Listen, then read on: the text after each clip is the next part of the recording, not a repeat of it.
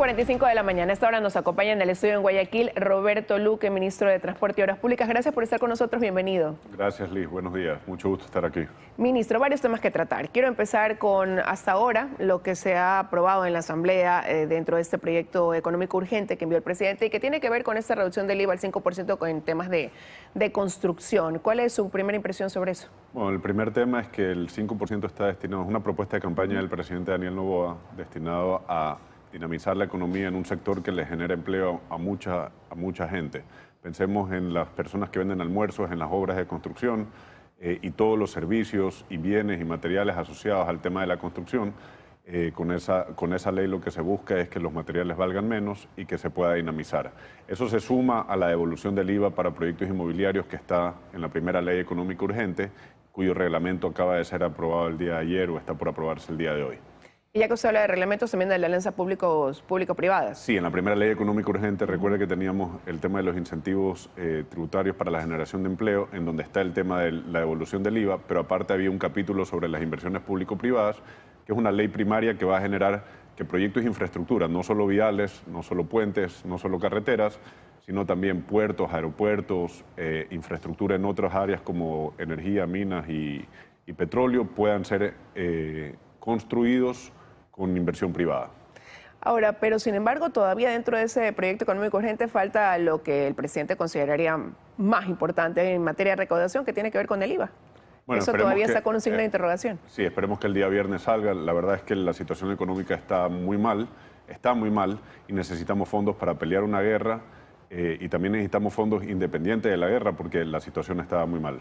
Ahora, pero eso de ahí también repercute en la cartera de Estado de la que usted está al frente, porque tenía un presupuesto prorrogado de 220 millones que se ha reducido a 140 millones y ahí la pregunta es ¿cuál es la prioridad una vez que cuenta con menos dinero? Bueno, en la prioridad, primero, nosotros dentro del Ministerio de Transporte y Obras Públicas hemos priorizado las obras que están en ejecución. Esas obras las vamos a terminar y lo que estamos tratando de hacer es acelerar. Ejemplo de eso es el puente sobre el río Upano, que estaba avanzando muy lento y hemos tenido visitas de ministro, viceministro y estamos tratando de que eso se acelere mucho. Hemos ido a la planta en Quito donde se están haciendo las cerchas, es una de las obras más grandes que tiene el ministerio. Esa es la prioridad.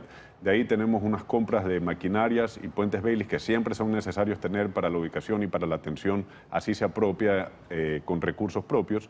Y ahí en momentos como este tenemos que ser creativos y parte de esa creatividad es dejar sesgos políticos a un lado y tener conversaciones con GATS provinciales y GATS municipales para atender en conjunto con maquinaria propia de las instituciones públicas las emergencias viales que tengamos. ¿Eso ya se lo ha conversado? ¿Es algo que ya se ha planteado y que está aceptado? Eso es algo más que se ha aceptado o no se ha aceptado, es gestión de todos los días, conversar con todas las autoridades, visitas en territorio y llegar a acuerdos para atender tal o cual vía que las autoridades locales siempre están mucho más al tanto porque están cerca de la ciudadanía de qué es lo que se necesita. Y usted ha hablado dentro de lo que se necesita adquirir, ha mencionado puentes Bailey, por ejemplo, ¿verdad? Maquinaria. De eso en el gobierno anterior se hablaba de que había quedado incluso encaminado por un tema de prevención para el fenómeno del Niño que se esperaba sea más fuerte de lo que hoy es. Bueno, sí. Primero que nada, sobre eso del fenómeno del Niño, tenemos que recordar que el Ecuador, con su estado de infraestructura, no necesita un fenómeno del Niño para tener problemas. Hoy tenemos problemas con vías cerradas que los podemos tocar más adelante. Pero independiente de eso, la mayoría de procesos eran procesos que se estaban avanzando en ese entonces, pero que ninguno estaba culminado. Es más, cuando nosotros llegamos había un proceso que estaba incluso para ser declarado desierto, que nosotros lo logramos rescatar y está adjudicado y se está avanzando en eso de ahí. Por otro lado, había un crédito que supuestamente ya estaba terminado, pero en realidad nosotros lo estamos terminando de gestionar, que es el del Banco Mundial de 150 millones con el que se pretende adquirir puentes Bailey y maquinaria. ¿Para cuándo? A ver, nosotros ya estamos terminando con la gestión de ese crédito porque faltaba la contratación de un equipo técnico que se exigía dentro del manual operativo del Banco Mundial. Una vez terminado eso de ahí, nosotros podemos licitar a partir de marzo aproximadamente. Ahora, eso con ese crédito y con el presupuesto que usted tiene, que nos ha dicho aquí, la prioridad es darle continuidad a lo que estaba en camino, quiere decir que para proyectos nuevos no hay dinero. A ver, hay un tema importante. Hemos migrado mucho de los proyectos a la Secretaría de Inversiones Público-Privadas, aquellos proyectos que ahora con ley y con reglamento van a poder ser impulsados de mejor manera, pero son aquellos proyectos que tienen el potencial para ser construidos con bajo inversión privada, bajo esa figura. ¿Cuáles, por ejemplo? Por ejemplo, Montecristi La Cadena, Manta Quevedo, Pifo Baeza, ahí también va a entrar el tema del Quinto Puente y la E25.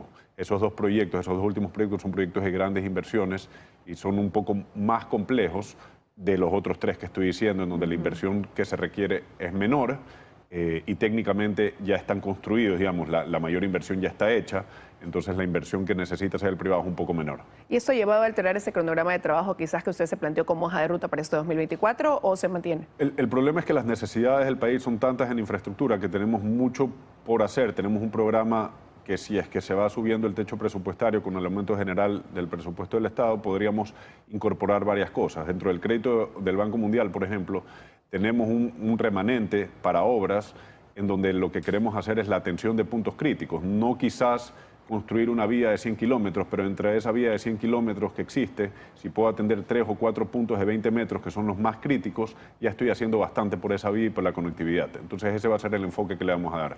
Ahora, y hablemos de eso, del estado de la red vial del país. Lo escuché decir en algún momento que no hay una vía del país que no necesite algo, pero hay unas que están en situación más crítica. Se habló de vías cerradas incluso.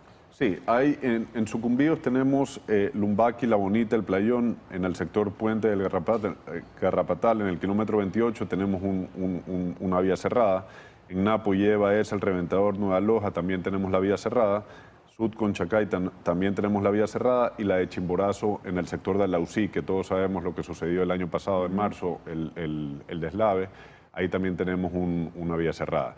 Y muchos de estos... Desde marzo del año pasado está esta vía cerrada. Sí, desde marzo. Ahora hay unos moradores que han hecho una vía alterna ahí, pero es peligrosa esa zona de ahí, ¿no? ¿Cuál es ahí, por ejemplo, en ese caso, que ya ha pasado un año, cuál es ahí la solución? Bueno, yo estuve en Alausí, fui directo al corazón de Alausí, nos reunimos con el alcalde, nos reunimos con la ciudadanía y les dijimos claramente, lo que se había prometido es incumplible y no se puede cumplir en este momento. Nosotros revisamos todo el expediente técnico, es una de las especialidades del secretario de Gestión de Riesgos y mi especialidad también el tema geotécnico, y habían muchas deficiencias en la parte técnica y lo que nosotros dijimos es que íbamos a analizar todo el problema y ver qué se puede hacer. Tenemos una variante para hacer la vía, pues la vía no se debió haber hecho por ahí, es muy peligrosa esa zona, es una zona de peligro. Y en ese sentido estamos buscando una solución y si es que sale el crédito del Banco Mundial, digamos, una vez que salga el crédito del Banco Mundial y se aumente en algo el techo, nosotros podríamos hacer esa variante. Y le hemos hablado también con el GAT provincial y municipal. Eso en ese caso, pero usted ha mencionado 4 vías cerradas, hay otras 3. Esas se están atendiendo con maquinaria propia ahora y pronto estarán abiertas, pero son las que ahora para el feriado posiblemente estén cerradas, sí. Ahora, con lo que usted ha mencionado, que en realidad todas las vías del país algo necesitan, cuando usted dice...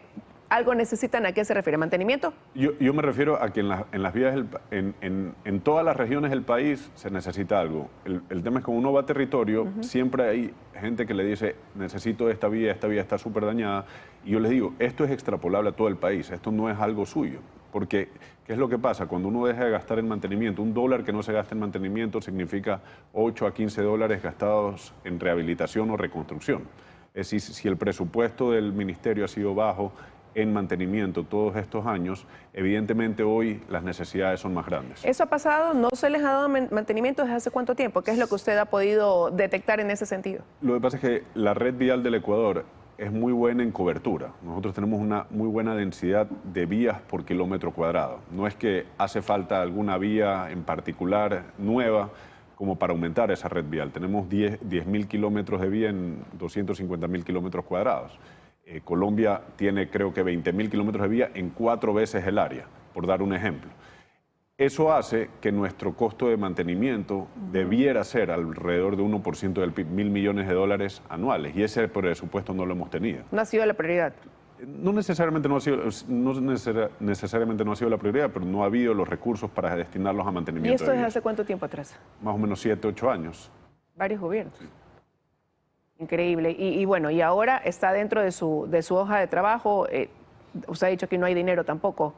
Sí. O sea, ¿se seguirá postergando eso? Bueno, lo que nosotros estamos haciendo es darle un giro también al tema. Estamos yendo a las inversiones público-privadas con mucha fuerza. Eso que nos va a permitir que ese presupuesto en mantenimiento pueda llegar a bajar porque vamos a restarle responsabilidad al Estado. Aquellas vías en las que es apetecible, digamos, para el privado poder invertir, ellos van a encargarse del mantenimiento a largo plazo.